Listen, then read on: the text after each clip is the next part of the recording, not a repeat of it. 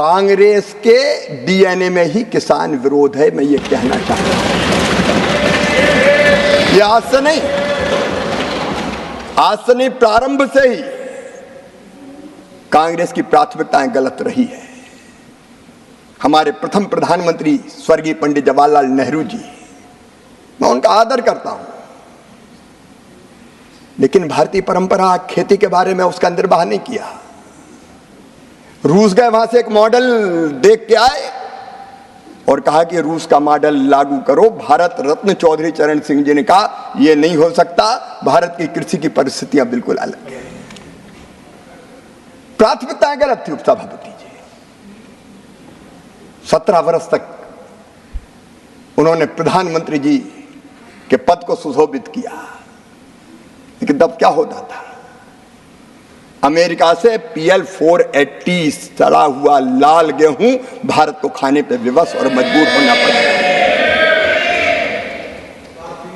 माननीय उपसभापति जी, स्वर्गीय इंदिरा जी के समय, मुझे अच्छी तरह याद है, हम छोटे थे, उस समय किसानों से जबरदस्ती लेवी वसूली का काम होता था। जबरदस्ती लेवी वसूली जाती थी। अगर 2 क्विंटल भी है तो 1 क्विंटल दे के जाओ। बिंडे खोद दिए जाते थे, रखा हुआ अनाज उठा लिया जाता था। भारत आत्मनिर्भर नहीं हुआ। स्वर्गीय राजीव जी ने भी बात जरूर की, उन्होंने बात अवश्य की एग्रीकल्चर प्राइस पॉलिसी की, लेकिन किसानों की आय बढ़ाने के लिए कोई सार्थक कदम नहीं उठाए। यहां तक कि माननीय उपसभापति जी, उदारीकरण का प्रारंभ हुआ। स्वर्गीय नरसिम्हा राव जी,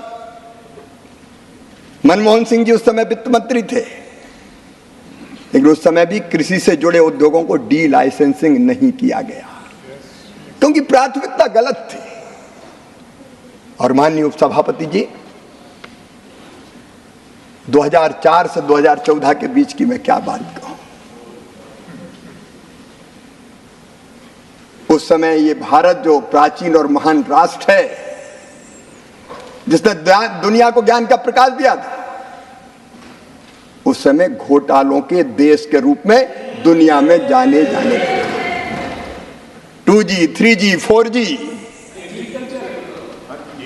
माननीय उपसभापति महोदय, प्लीज। और तब भारत की राजनीति में, आप धैर्य से सुनिए, तब भारत के राजनीतिक चित्र पर उदय हुआ एक दैदीप्यमान सूर्य का, जिसने सारे देश को आशा और विश्वास से भर दिया। उनका नाम था नरेंद्र मोदी। कांग्रेस की प्राथमिकताएं गलत थी। मोदी जी के नेतृत्व में प्राथमिकताएं बदलने का काम हुआ। और खेती के लिए माननीय अध्यक्ष जी, हमारी 6 प्राथमिकताएं मैं आपके सामने निवेदन करना चाहता हूं।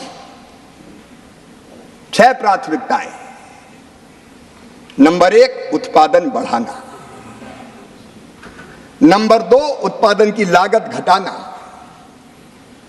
नंबर 3, उत्पादन के ठीक दाम देना। और नंबर 4, प्राकृतिक आपदा में ठीक राहत की राशि देना। नंबर 5, कृषि का विविधीकरण, खेती में वैल्यू एडिशन।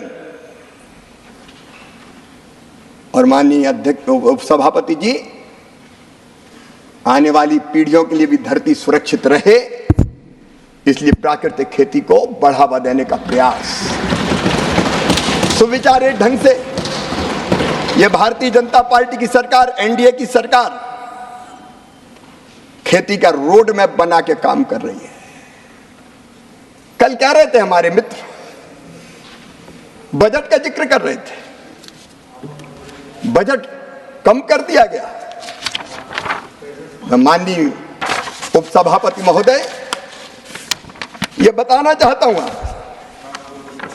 कृषि के लिए बजटीय आवंटन 2013 और 14 में था केवल 27,663 करोड़ रुपया। 2024-25 में ये बढ़कर हो गया 1,32,470 करोड़ रुपया, और ये केवल कृषि विभाग का है। एग्रीकल्चर एंड एलाइड सेक्टर जोड़ दिए जाए तो माननीय अध्यक्ष महोदय,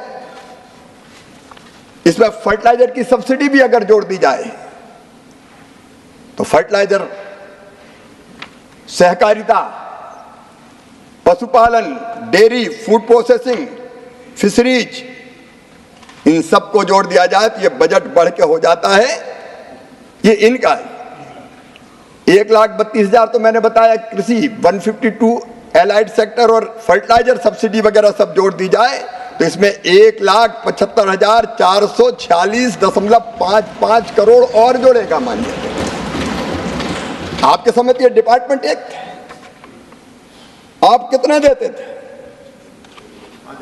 माननीय उपसभापति जी,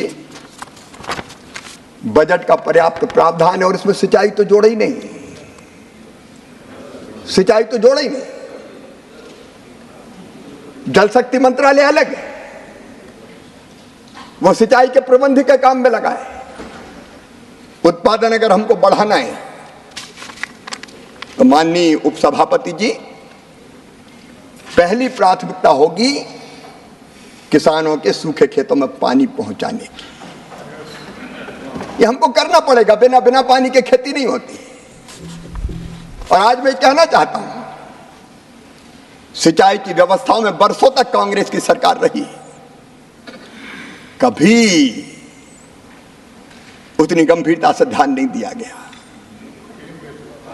मैं एक नहीं अनेकों उदाहरण दे सकता हूं। मध्य प्रदेश में अगर देखें तो कांग्रेस, राजा, नवाब, अंग्रेज सबने मिला के सिंचाई की व्यवस्था की थी केवल 7.5 लाख हेक्टर में, और जब हमारी सरकार आई तो बढ़ा के हमने कर दी थी उसको 47.5 लाख हेक्टर, और उसको बढ़ा के 65 लाख हेक्टर पे लगातार हमारा काम चल रहा है।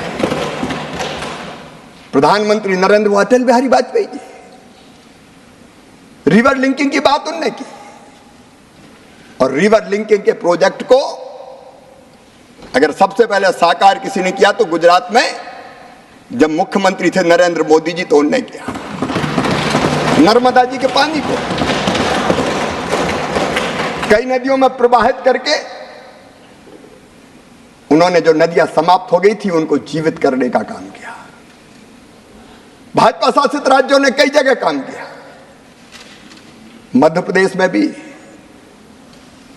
मैं जिनका बहुत आदर करता हूं, पूर्व मुख्यमंत्री रहे आदरणीय दिग्विजय सिंह जी भी यहां बैठे।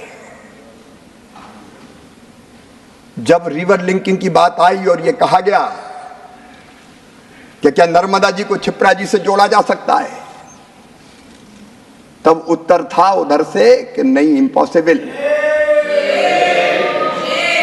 हमने कहा संभव शब्द हमारे शब्दकोश में नहीं है, और तय किया कि नर्मदा जी के पानी को क्षिप्रा जी में ले जाएंगे और ले जाके दिखा देंगे। नर्मदा क्षिप्रा, नर्मदा जी गंभीर, नर्मदा जी पार्वती, नर्मदा जी काली सिंध, सबको जोड़ने का काम हुआ। और आज नरेंद्र मोदी जी के नेतृत्व में कैन और बेतवा को जोड़ने के प्रोजेक्ट को भी स्वीकृति दे दी गई है। 20 लाख हेक्टर जमीन, 20 लाख एकड़ जमीन में सिंचाई हो। सिंचाई पहली प्राथमिकता होनी चाहिए थी। बाण सागर जैसे बांध एक नहीं अनेकों बरसों तक पूरे नहीं हुए, क्योंकि खेती, किसान प्राथमिकता नहीं था। आज मुझे गर्व यह कहते हुए कि प्रधानमंत्री नरेंद्र मोदी जी के नेतृत्व में प्रधानमंत्री सिंचाई योजना पर भी काम चल रहा है, और उसके साथ साथ एक नहीं अनेकों सिंचाई की योजनाएं जिस पर हम काम कर रहे हैं। सूक्ष्म सिंचाई की योजनाओं पर हमारा काम चल रहा है। माननीय सभापति महोदय, मेरा सौभाग्य है आपके सामने कृषि पर बोलने का मुझे अवसर मिल रहा है। मैं निवेदन कर रहा था कि पुरानी सरकारों की, कांग्रेस की सरकारों की प्राथमिकताएं गलत थी। यह सरकार भारतीय जनता पार्टी की, एनडीए की। हमने लगातार प्रयत्न किए, उत्पादन की बात हो रही थी।